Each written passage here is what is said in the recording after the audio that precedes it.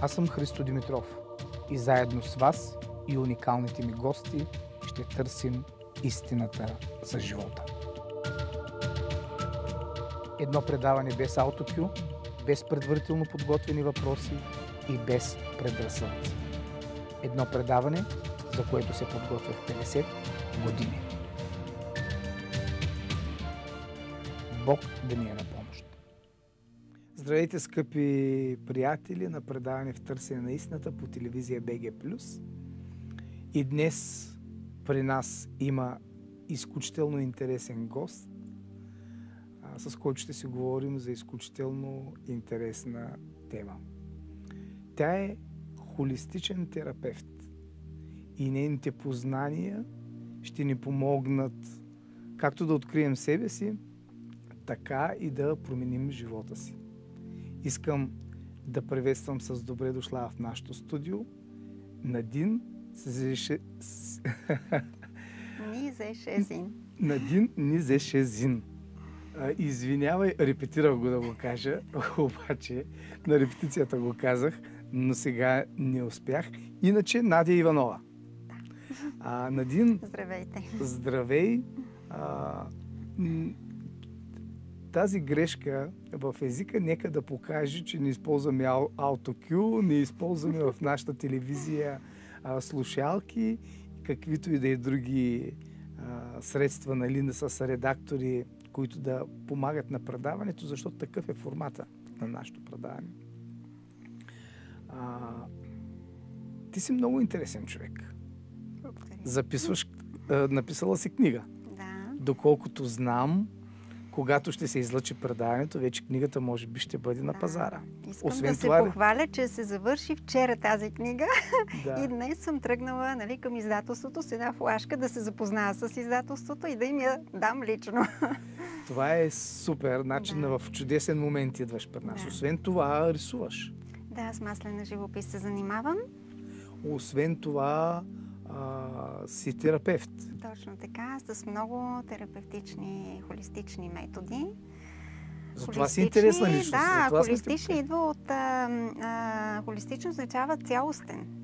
Тоест, не се разделя човека на парче, както в съвременната медицина. Да. Се лекува човека цялостно. Това е неговия ум, мисли, тяло, енергийна система, физическо тяло, съответно, и подходът трябва да бъде към всички тези наши тела, защото те са част от нас. Ти си преживяла един житейски катарзис. Да.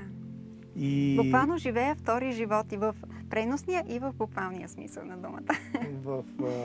Да, защото в преносен смисъл всички хора живеят понякога втори живот. Нали? Обаче в буквалния смисъл на думата не са много хората, които са срещали с смъртта. Кажи с няколко думи какво се случи и какво се промени. Да, значи тази Надя преди... Надя Иванова, преди Надин. Да, тази Надя преди 30-та си годишнина, всъщност, няма нищо общо с тази сега. С Надин. С Надин. Така, аз бях едно такова силно, незрачно същество, което живееше живота на другите. И... В какъв смисъл? Те управляваха живота ти. Връзка, в която не съм щастлива.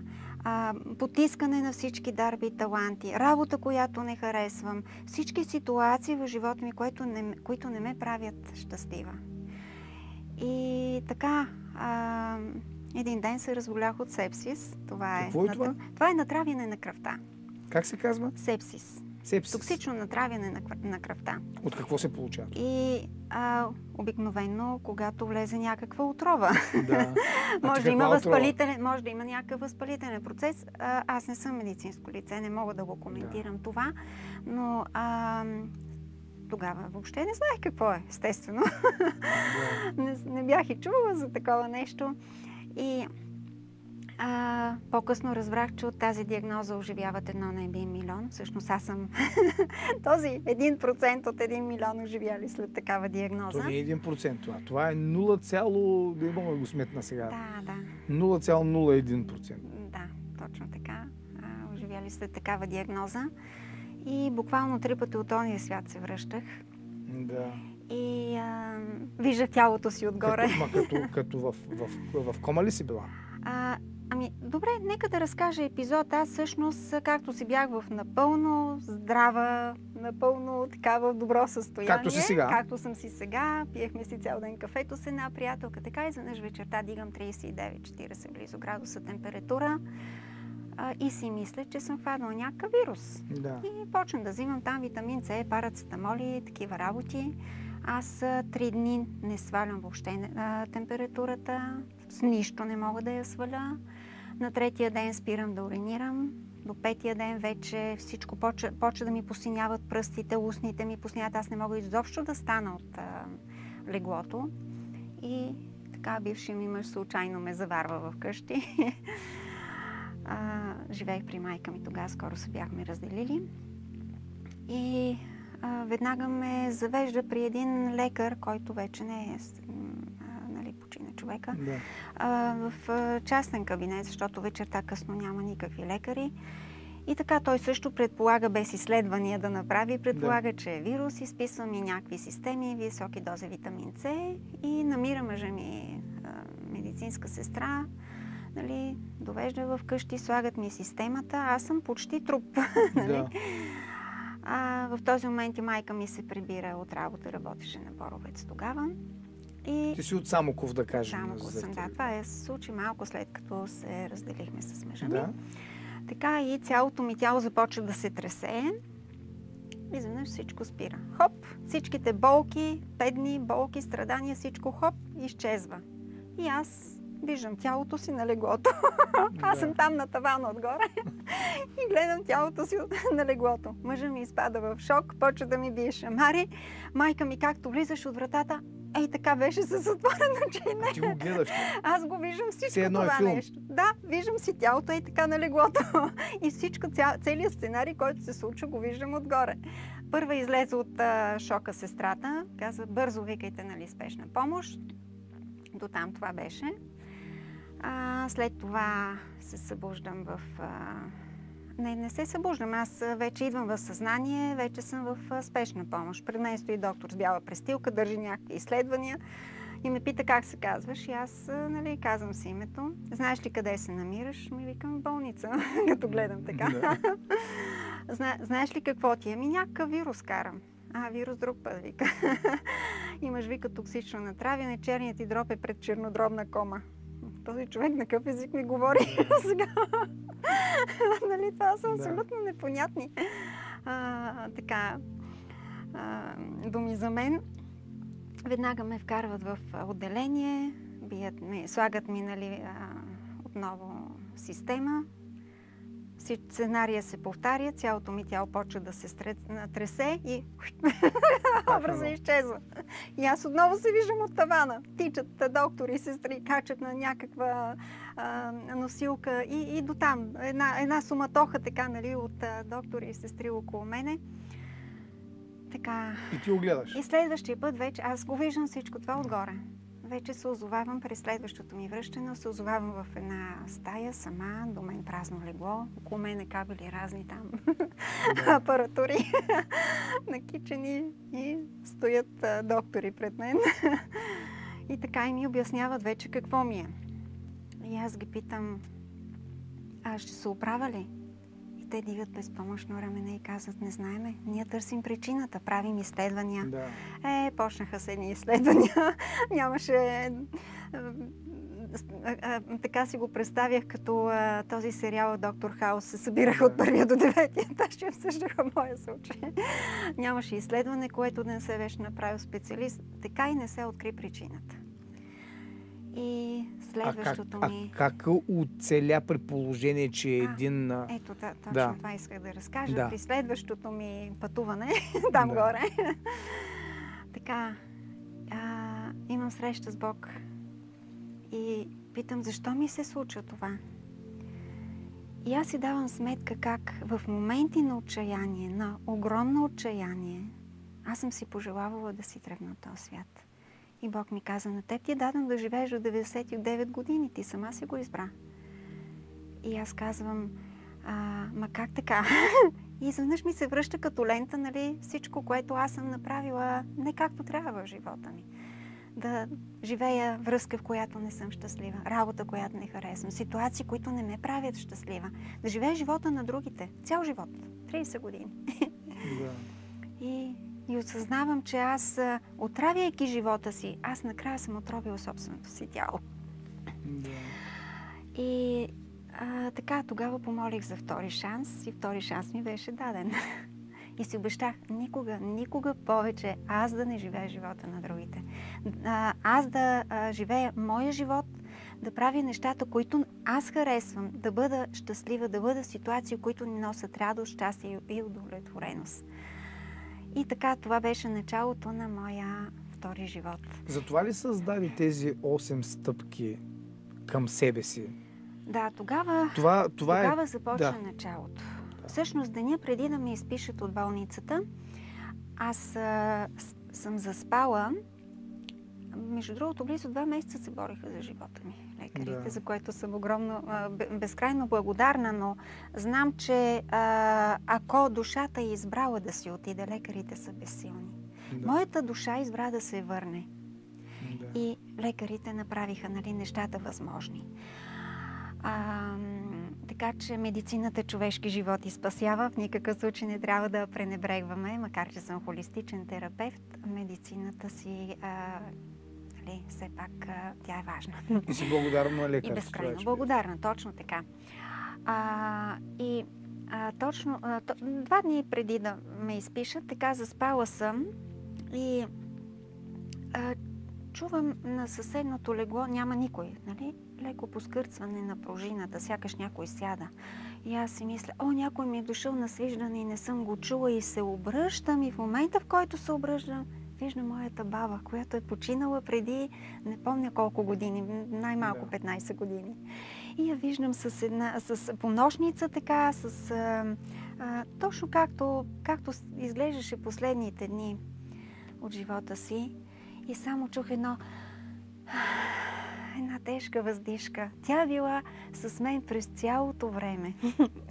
И изчезна. Това беше за части от секундата. И ме изписват, нали, и аз споделям с моята майка, така и така. И тя казва, ти знаеш ли, вика, че баба ти можеше да общува с дядо ти, който беше починал много преди това. Съм била на 4 години, когато дядо ми е починал. Можеше да общува с него. И аз така в шок. Да, аз съм живяла с баба ми, тя ме отгледала. Как така може да не го знам това нещо? Това не е възможно. И тя казва, такива са били времената. Нали? За такова нещо може човек и в затвора да влезе. Да. И изведнъж ми кацва, все едно, просто е така, все едно ми се отвори фуния в главата и при мен блесва един спомен, как като дете баба ми ме е учила. Как да комуникирам с другия свят. Ама ми излиза толкова ясен спомен, но аз съм го изтрила това нещо. Нищо не помня. И реших да опитам. Взимам аз един лист, един молив и задавам въпрос. И ръката ми започва да пише. Сама? Сама. Така.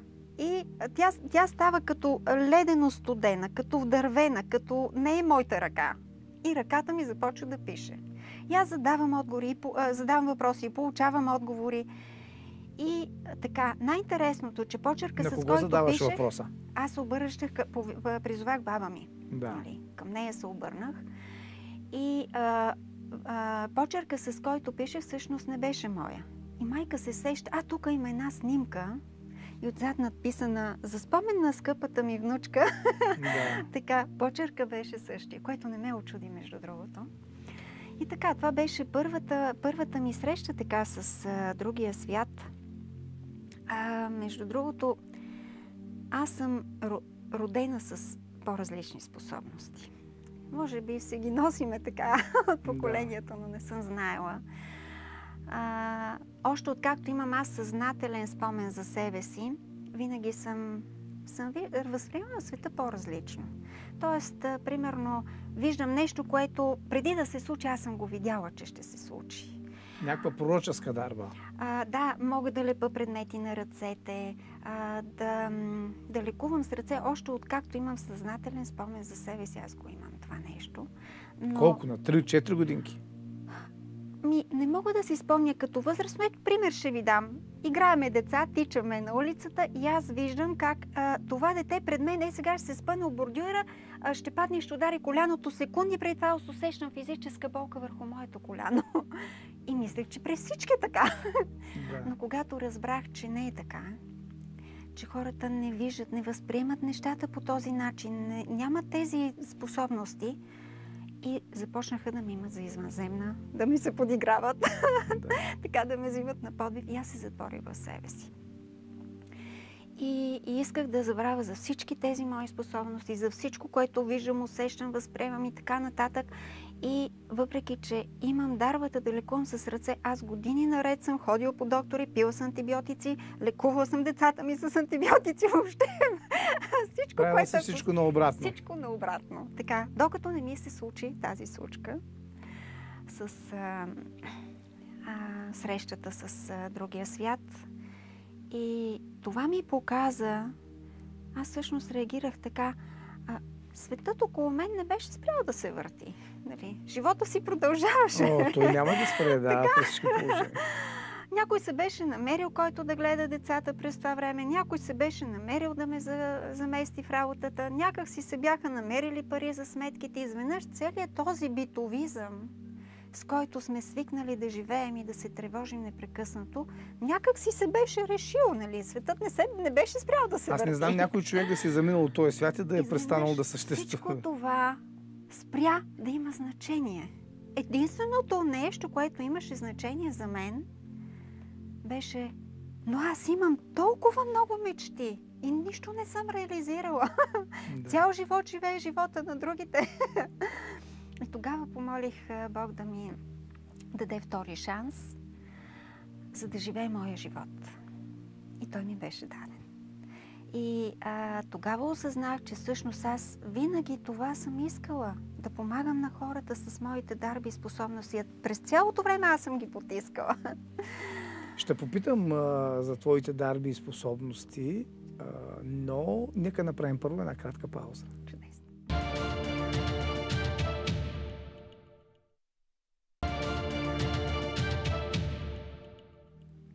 С холистичния терапевт Надин, за да не объркам името, спирам до тук, си говорим за нейните дарби и за едно невероятно преживяване, което се е случило. И преди да преминем към тези 8-те стъпки, искам да питам, ти сега твоите дарби вече развили ги, след като получи втория шанс в живота си и след като си ги туширала веднъж, вече започна ли да ги развиваш? Тогава това беше мечтата ми да създам холистичен център. Холистичен център, в който идвайки хората да се лекуват цялостно и да оздравяват. И си представях как това ще става с екип от специалисти,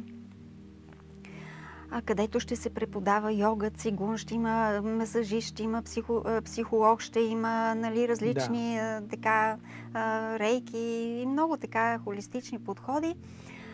И така това тогава с третото ми дете беше се родил вече синът ми и един път бяхме на село при баба му. Да. И така седнала съм си във двора, един китен двор с много цветя, малкия спи в количката до мен и аз на един хвърчаш лист си записах моята мечта. Аз искам холистичен център. Всичко това си го описахме, си го представих в толкова подробности. Знаете ли колко е приятно след толкова години, премествайки се от квартира на квартира, така при едно местене на багажите, изведнъж този хвърчаш лист ми изпада там от материалите. Имам същия случай, точно преместени в квартира, писмо, което съм написала до Господа. Която тогава е била толкова далечна за мен, толкова далечна и почти непостижима, бих казала, това вече е реалност. И толкова драго ти става едно, толкова приятно. И така всичко започна с ето този хвърчаш лист. След това срещнах една дама, която беше завършила мениджмънт в рекреацията Spa Wellness. И тя ми разказваше за всичките холистични подходи, които е учила. Аз казвам, вау, това е точно за мен! Тогава бях започнала да... между другото, така запознах се с разни майчета в парка. Да. Нали, живеех в Казанлък и нямах никакви познати. Това бяха първите ми контакти. И нали, те ми казват, ама как така ти си родила 3 деца, пък толкова добре изглеждаш? И аз казвам, аз практикувам йога. О, ние нямаме в нашия град. Защо не започваш да практикуваш? И аз, Нямаше в Казанлък. Не е имало тогава. Сега има. Ами аз бях първия. Да. Първи инструктор по йога в този град. И така дойде идеята. Намерих едно помещение, в което една дама преподаваше калнетика и взех определени часове и започнах 2 пъти в седмицата да преподавам йога. А в същото време в къщи, малкият докато спеше 2 часа след обяд, аз приемах хора за... понеже споделих така пред моите приятелки, че занимавам с холистична медицина и те, нали, някой си има болешки, така проблеми и започнаха да идват хора и бях оставила една кутийка пред вратата да оставят дарение, кой колкото желае. Няма такса, да. Да. И оставяха ли? Ами, в интерес на истината, имаше хора, които оставяха по лев-2, с които аз не можех само тока да си покрия. Да. Но имаше хора, които оставяха много повече от моите очаквания. Да. Един път си спомням, частна ученичка по йога беше дошла, първата ми частна ученичка по йога в дома ми и аз цяла вечер се чудох, Боже, 3 лева ли, 5 лева ли да й сложа, колко да е, дали 5 не е много, дали 3 не е малко, така. Да. И тя и каза, нали, оставете колкото желаете и тя ме оставя 15 лева. Да. Така. И един път ми казва, аз искам да си кажеш цена. Всеки труд трябва да има цена. Аз не знам малко ли давам или много давам. Това беше най-трудното нещо в живота ми. Боже, как ще си поставя цена? И реших да се допитам до моя духовен водач, с който аз вече можех да комуникирам с духовния ми водач. И отговорът беше следния. След като ти не можеш да се оцениш, как очакваш някой друг да те оцени? И така започна. По-късно намерих една зала вече самостоятелна, клуб по йога открих. След това с първата ми, с една моя ученичка направихме първия холистичен център. Малко по-късно се разделихме, защото започна между нас едно доказване на кой е по-най. И вече си направих мой си център, обучих си мои инструктори, намерих си екип, бяхме 8 човека екип, имаше така... И се сбъдна мечтата. И се сбъдна моята мечта, така. Няма да ни остане време да говорим за 8-те стъпки. 8-те стъпки, това, всъщност всичко започна от една курсова работа по психология. Да. Вече бях започнала да уча. От една курсова работа по психология темата беше свободна и аз избрах за силата на мисълта. Да. И тя много хубаво се получи. Да. Не знам дали не звуча така доста нескромно, но се получи наистина много хубаво. И аз си казах, добре, сега ще ми пишат една шестица, ще пъкнато и ни прашен шкаф. Да. Аз толкова много искам да достигна до хората. И вече бях започнала да преподавам йога и реших да представя на хората, които идват в моите класове, но то пък дойдоха и още външни хора, освен тях. И много им хареса. Да. Но аз установих, не бях доволна, защото установих, че хората нямат мечти. И това беше много тъжно. Не само мечтите, цели нямат. И се наложи да се върна още малко назад. И да създам предходната стъпка. Защо хората нямат цели и мечти? Защото не познават себе си. Тогава създадох тази стъпка, любовта към себе си, да опознаем и обикнем себе си. И отново повтори се сценария. Хората доволни, щастливи. Ама аз не съм доволна. Как ще се познават хората, като те носят толкова травми от своето детство? Айде още малко назад. Така дойде работа с вътрешното дете. И хубаво, ние отработваме травмите от детството, ама хората носят толкова много буклук през живота си. Натрупали гняв, обида, огорчение, съжаление, самосъжаление и какво ли още не. И така дойде първата стъпка. Да. Емоционално пречистване и освобождаване от миналото. И аз започнах от средата, реално. Аз започнах от средата и след това продължих да надграждам.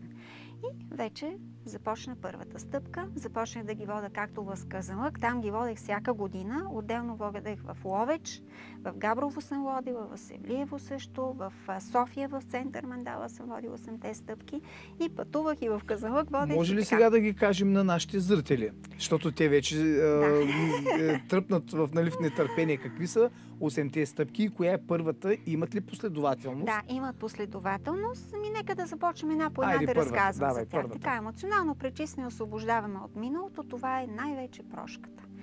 Ако искаме да влезе нещо ново в живота ни, но носиме цялата тази отрова със себе си, няма как да стане. Първо трябва да се отървем от нея. Това е като да искаш да отидеш на извора с една пълна делва и да си наточиш изворна вода. Тази делва е цялата помия, дет си трупал там застояла, нали? Трябва да я изсипеш. Това правим на първата стъпка. Изсипваме нашата делва. Тоест това трябва да е прошката. Започваме от прошката. Аз си мисля, че това е изключително важно като първа стъпка и си го улучила тук. Много е трудно. Много трудно. Ние в българската, нали знаеш, че аз съм хореограф, в българската традиция имаме прошка, честваме такъв празник, но ние го правим само като една форма за празник. Абсолютно. Не можем да го приложим. И в нашия спектакъл Обичаите на България аз казах, ако ние се умеем това нещо, да го извадим от контекста на обичая и да го приложим в нашето ежедневие, да можем да простим на съседа, на той, ето иска да те блъсне, на той, ето на политиците, на тия. Ако ние си решаваме всичките проблеми и ще бъдем щастливи. Само с един ход. Играеш една пешка и... А знаете ли защо не можем да го направим? Защото мислим другия за враг.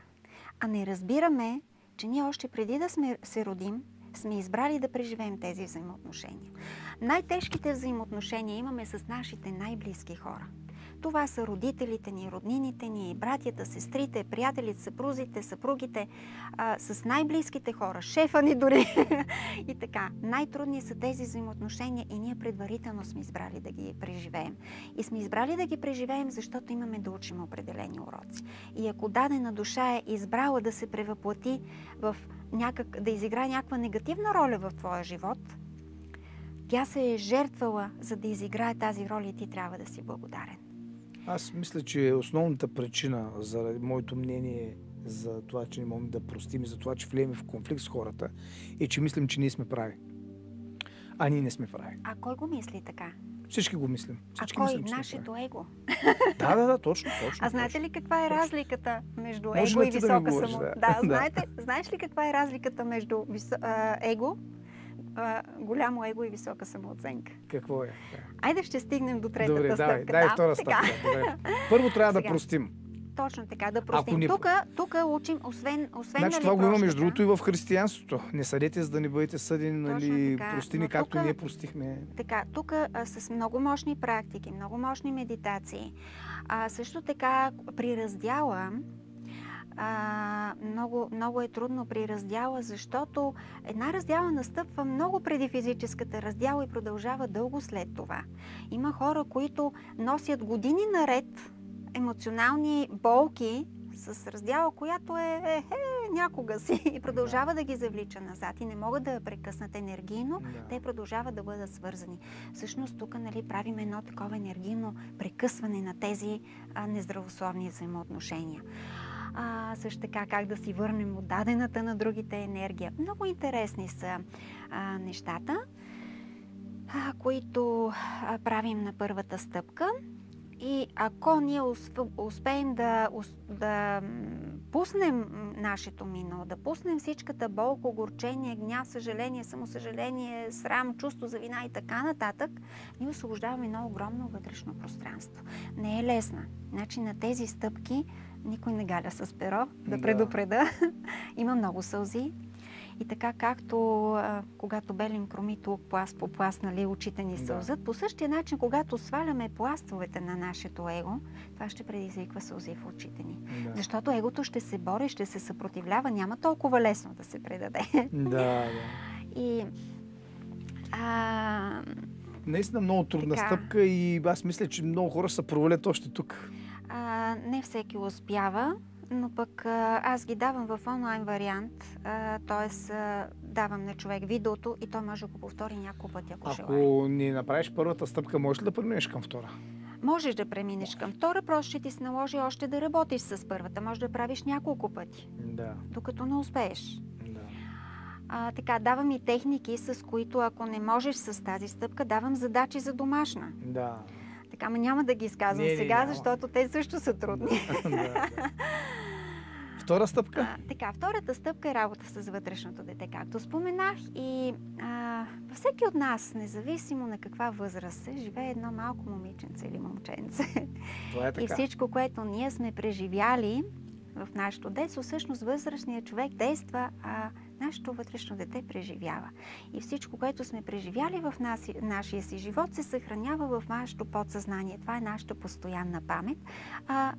Съзнателният ни ум, това е нашата временна памет, която до нея достигат едва от 3 до 5% информация от подсъзнателния ум. И в нашето... Всичко от момента на нашето раждане се съхранява там. Моя син, например, казва, че си спомня как ни е избрал за негови родители, мен и баща му. Спомня си дори зелени чершавчета на мечета в родилния дом. Разбирате ли? Знае, че съм искал да го кръстя по друг начин. Аз съм го кръстила по друг начин. Откъде ги знаете? Как той го изважда това нещо? Аз също бях много шокирана, да ви кажа. Аз си имам споменал моя спомен на 3 годинки. Не на... Аз също бях шокирана от това. Но дали ще стигне времето да го разкажа? Сигурно няма. Ако може с едно изречение, ще трябва да минем през... С едно изречение, така... Хайде да го пропуснем, защото наистина няма да стигне време. Добре. Може би в друга среща, ако желаете. И трябва да... Как да се работи с това дете? Така. Тук целта е да излекуваме травмите от нашето детство с много интересни подходи. Имаме. Тук има и ролеви игри, констелации са включени. Ние буквално пренаписваме нашето детство. И трябва да върнем това щастливо и безгрижно наше вътрешно дете, да върнем... Когато ние сме били на 5-6 годинки, тревожили ли сме се как ще си платим найма, как ще си платим сметките, и така нататък? Не сме се тревожили за тези неща. Ето това безгрижно дете трябва да върне в нас, за което съществува само днес. Децата не знаят какво е вчера, нито знаят какво е утре. Те живеят само днес, затова са щастливи. И така. И пак казвам, колкото пространство ние освободим с първите 2 стъпки, в Вселената не остава нищо празно, няма вакуум. Нали, ние започваме с 3-та стъпка да запълваме. И първото нещо, с което ще запълним това празно пространство, е любовта към себе си. Много хубаво. Ще ми кажеш за любовта към себе си, любима тема, но след една кратка пауза.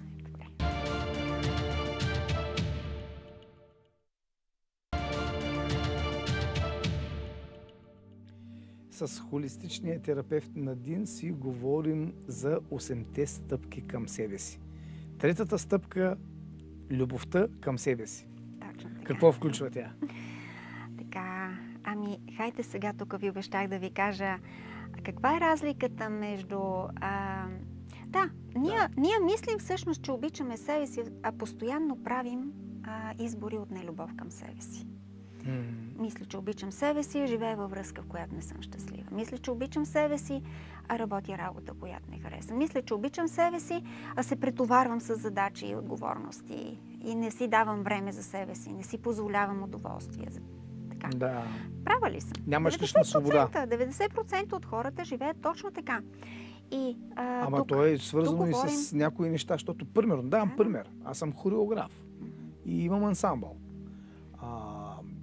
И аз обичам да правя хореография. Това е любов към това. Но с това нещо идват данъчните, с това нещо идват кредитите, с това нещо идват автопарка, с това нещо идват катастрофи с автобуси, всичките тия проблеми. Как да избягаш от това нещо? Ти не можеш да избягаш от кредитите, примерно. Това, че ти следваш своята мечта, не те е застрахова да нямаш трудности. Ще имаш. Трудности имаш много. И ти на практика занимаваш нещо приятно, обаче той идват толкова неприятни неща, нали, да ни говоря за проблемите. Когато имаш цел, ти нямаш усещането, че ходиш на работа. Ти всичко правиш с удоволствие, защото имаш имаш мисия. Да, това е така. И нека тук да спомена, нали, разликата между голямо его и висока самооценка. Да. Така, егото е чувство за собствена важност. Той иска да изтъкне в очите на другите. Високата самооценка е вътрешното знание за твоята собствена значимост, без значение какво мислят другите за теб. Да. И така, тук всъщност, знаете ли как нашата самооценка влияе, чували ли сте за атрибутивната теория? За? Атрибутивната теория. Атрибутивната теория? Не. Как нашата самооценка влияе върху поведението, поведението ни влияе върху отношението на другите към нас, това създава реакция и тя отново се връща към нас. Да, като това е пример, така. Мога да дам, например, аз отивам на парти, но имам ниска самооценка. Така. И какво правя? Седа там въгъла, никой не ме забелязва. Каква е реакцията на околните? Кой ще ме забележи? Да, никой. Така, моята реакция след това ще там е много тъпо. Нищо не става. Аз съм много грозен, никой не ме забелязва. Така, връщам се и това отново, нали, влияе върху моята самооценка и тя става още по-ниска. Друг пример. И става... Отивам и отиваш до депресията. Една спирала. Така. Да. Аз имам висока самооценка. Отивам на парти. Какво правя? Каква ми е реакция? Танцувам, играя, забавлявам се. Каква е реакцията на хората? Те се забавляват заедно с мен. Прибирам се в къщи, нали, каква е оценката вече. Там е много готино и всичко това, защото аз съм много готина. И това дига отново самооценката. Въртиме се по една такава спирала. И така, изключително интересни са нещата, с които учим. Пак казвам, всичко това включва една огромна палитра от арт-терапия, медитации, констелации, упражнения, тестове. Всяка стъпка е абсолютно индивидуална и различна и няма база на сравнение. Четвърта стъпка? Така, четвъртата стъпка е, когато ние вече достатъчно добре познавам себе си, тук вече ще реализираме мечтите си. Тук вече сме готови да реализираме нашите мечти. Трябва ли да ги напишем като теб? Да открием пътя си. Не, тук вече откриваме посоката. За да открием посоката, ние трябва да можем да открием със съзнателния ум и с нашето подсъзнание, с нашата интуиция. Тук ще учим различни подходи как да намерим съзнателно нашата посока, а също така да развием интуицията си, тълкуване на сънища, среща с духовните водачи и така имаме много интересни неща, с които да работим, за да открием нашия път, нашата мисия в живота. Но нека само да спомена, че мисията не винаги е нашата професия. На една жена мисията може да бъде майка, например. Да. Така, или домакиня, или да се грижи за семейството. Така че това не винаги може да бъде професия. А ако може да бъде професия и да ти носи доходи, както е при мен, ти нямаш усещането, че работиш. Ти имаш усещането, че вършиш всичко с радост и с удоволствие. Да. И така, следващата стъпка е аз съм творец на собствената си реалност. Тук вече учим различни за силата на мисълта, за творческа визуализация. И шестата стъпка е мечти, желания и цели.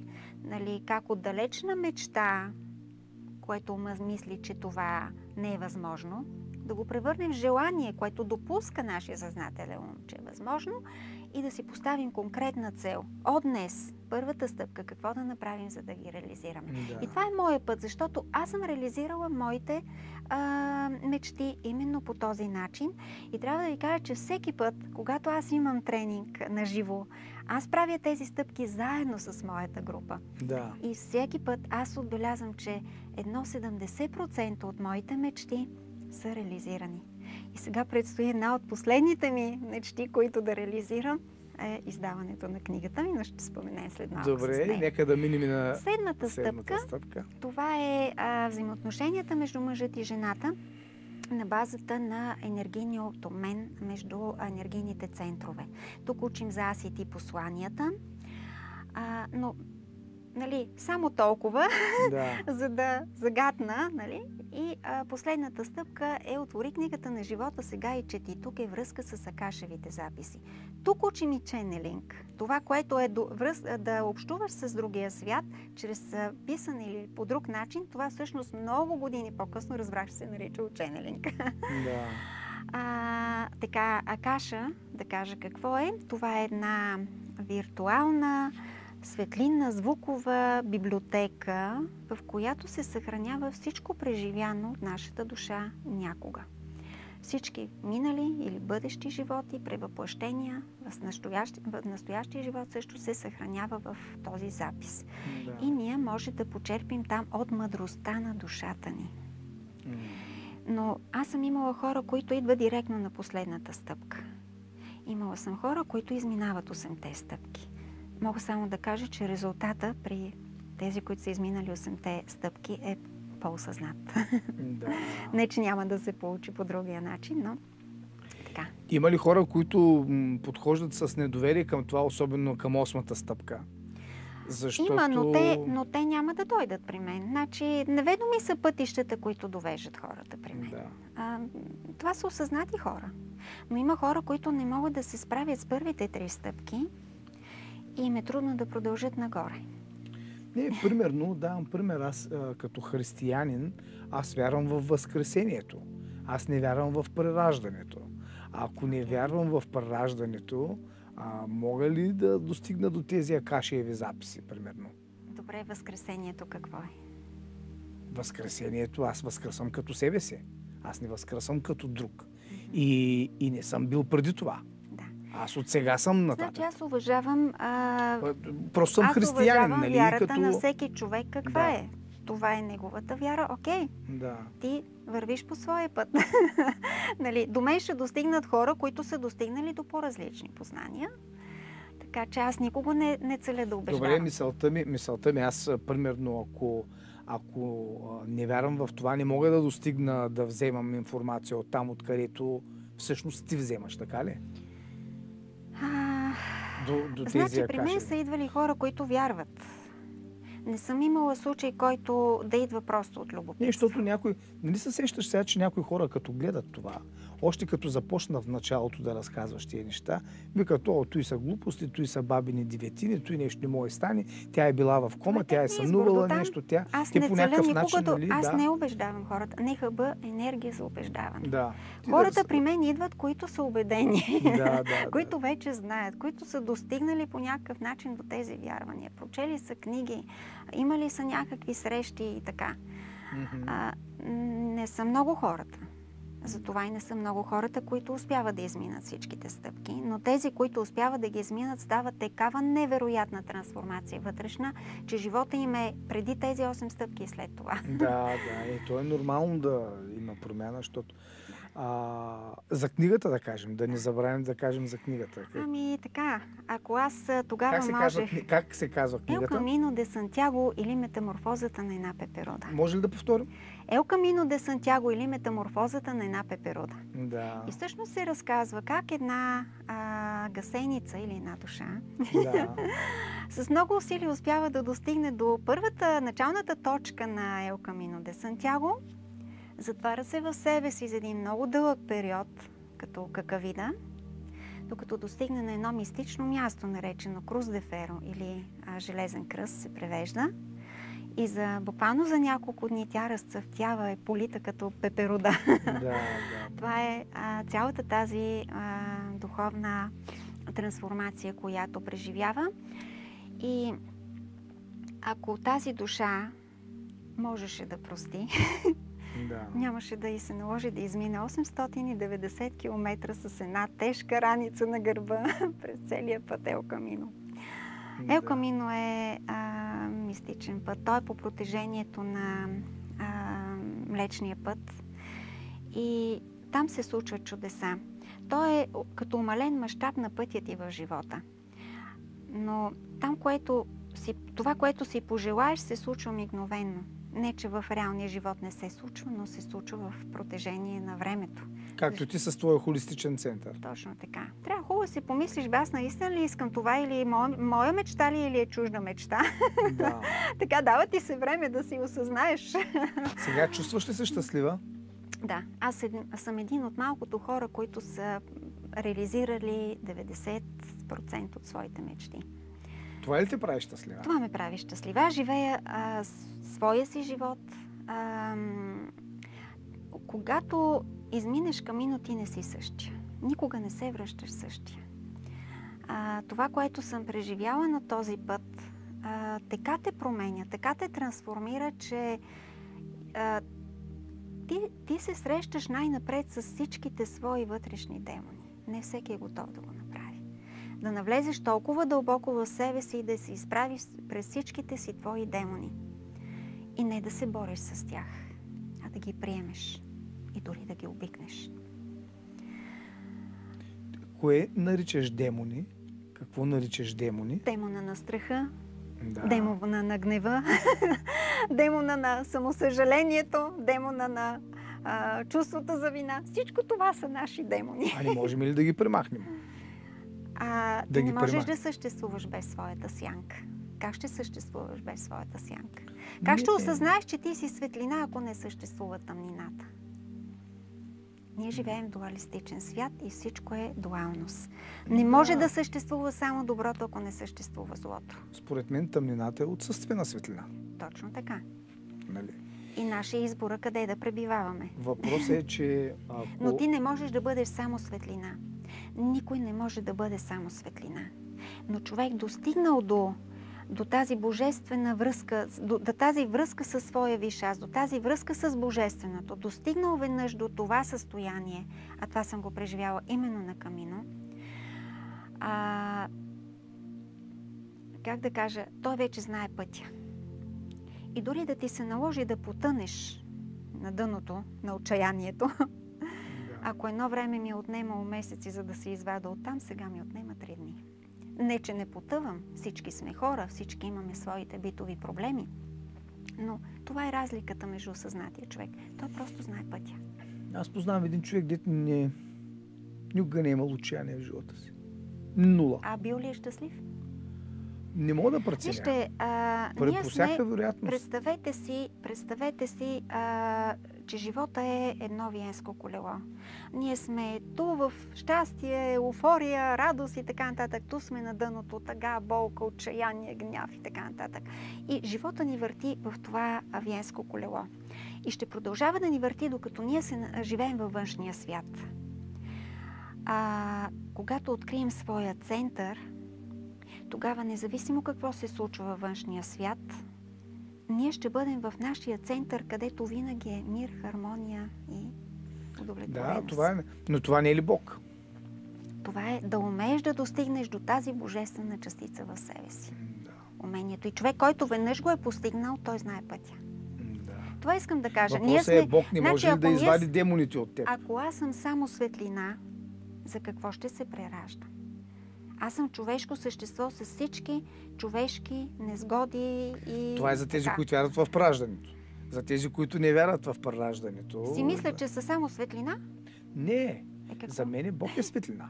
Бог е светлина. А ти какво си? Аз съм... Ако трябва да говоря като християнин, нали, аз съм такъв. Нали? Така, ти си частица от Бога. Аз съм частица от Бога. Отричайки своята частица от Бога, ти отричаш Бог в себе си. В никакъв случай не отричам Бог в мен. Не само. Примерно, аз постоянно се стремя към Него и това Господ да бъде в мен. Нали? Това го правя чрез молитвата. Така. Нали? Ти по такъв начин го Но ти можеш ли да бъдеш само в това състояние? Не мога да бъда само в това състояние. Ето това имам в предвид. Да. Никой не може. Не гуру, не какъв ще да светия, какъв ще да ми... Никой не може. Никой не може да открие светлината в себе си, без да е открил първо своята тъмнина, своята сянка и без да е преминал през нея. Да, ти... Разбирате ли? Да, разбирам. Ти наричаш тъмнината в теб твоите недостатъци, твоите слабости. Всичко. Това наричаш, да. Всичко, не само това. Всичко. Всичко, което те завлича надолу. Ние няма как. То тялото те завлича. Ако ти си само в своя център и никога не можеш да изпиташ отчаяние, ти никога не можеш да изпиташ еуфория. Ако ти никога не можеш да изпиташ гняв, ти едва ли можеш да изпиташ любов. Какво е любовта, знаете ли?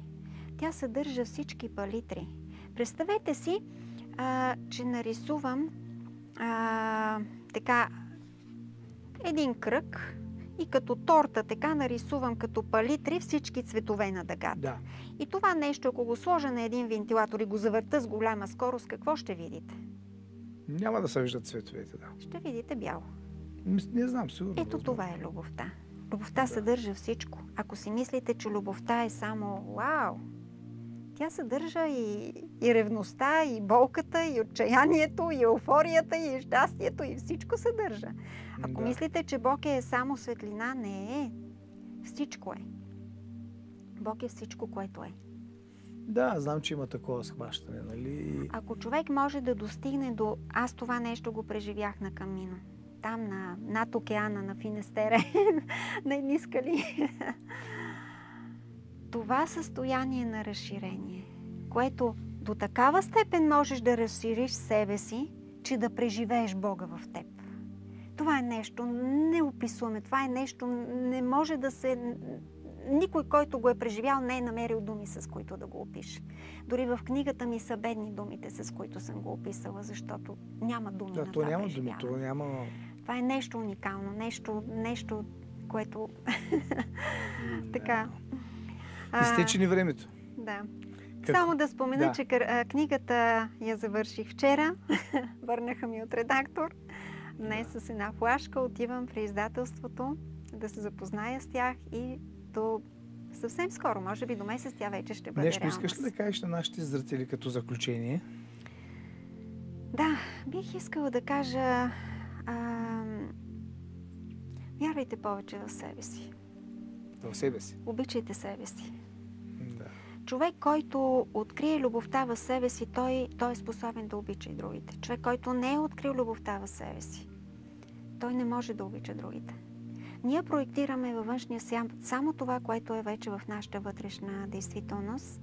И ако не променим себе си, няма как да очакваме външния свят да се промени. Работете със себе си. Скъпи приятели, мисля, че няма какво повече да добавя към това послание на Надин. Разбрахте за нейната книга. Когато гледате това предаване, тя сигурно ще е на пазара, така че бихте могли да си я купите.